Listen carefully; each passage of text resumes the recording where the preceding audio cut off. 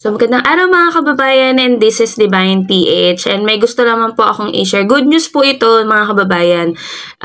Ito pong isang loyalista na supporter po ni President Bongbong Marcos is isa rin po siyang senior citizen advocate. So, bali tumutulong po siya sa pamahalaan, sa PBBM admin.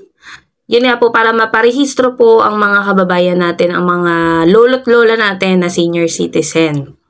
So, maliban po doon, si Miss Mara po, tumutulong din po yan, hindi lamang po sa senior, syempre, pati na rin po sa mga kabataan, at saka yung mga kaedaran po natin, yung mga nasa mid-20s, 30s, 40s, ganyan. So, nung isang araw nga po, bali may activity po kasi sila nun sa Manila. Tapos po, alam nyo naman si Miss Mara, parang ano yan si BBM, na bukas palad kung tumulong sa mga kababayan natin. Yung tipong kahit walang kapalit, tutulong siya, tutulong at tutulong siya.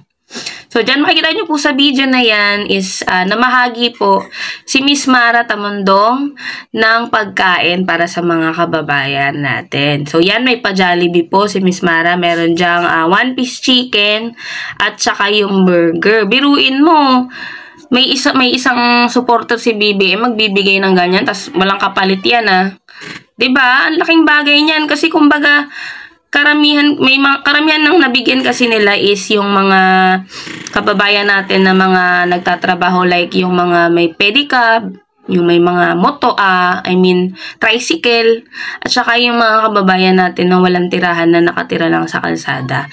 Yun yung mga karaniwan na nabigyan ni Miss Mara.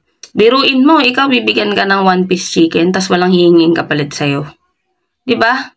Kumbaga, malaking bagay na to sa mga kababayan natin, lalo na yung mga walang-wala talagang makain. Yung mga nasa lansangan lang.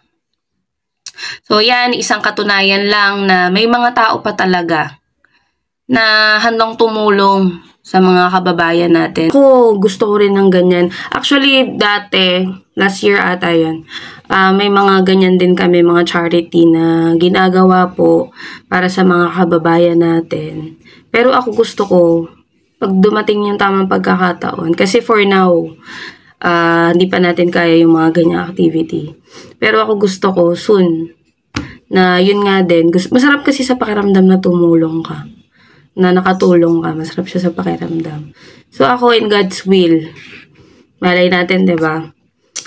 Makapagbigay rin tayo ng mga ganyang blessing sa mga kababayan natin. Sa mga kababayan natin na kesa kadirihan natin. Kasi yung iba ganun pagka, diba? Yung mga nasa lansangan, syempre madudungis. Kesa pandirihan, si Miss Mara, binigyan niya pa ng pagkain. Kinamusta niya pa yung mga kababayan natin doon. So, yan, maraming activity yan si Miss Mara Tamundong, specifically dyan sa Manila. Pero may mga activities din sila, katulad nung last time dito sa QC.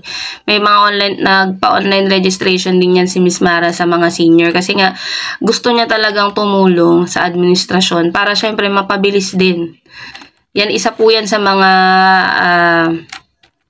gusto ni PBBM, no, na dagdag po kasi yan benepisyo sa mga senior citizen natin, sa mga lolo't lola natin. So yan, thank you so much po kay Miss Mara Tamundong na walang sawang sumusuporta kay President Bongbong Marcos, at syempre sa walang sawang pagtulong sa mga kababayan natin. So yun lamang po, and maraming salamat po sa inyo lahat.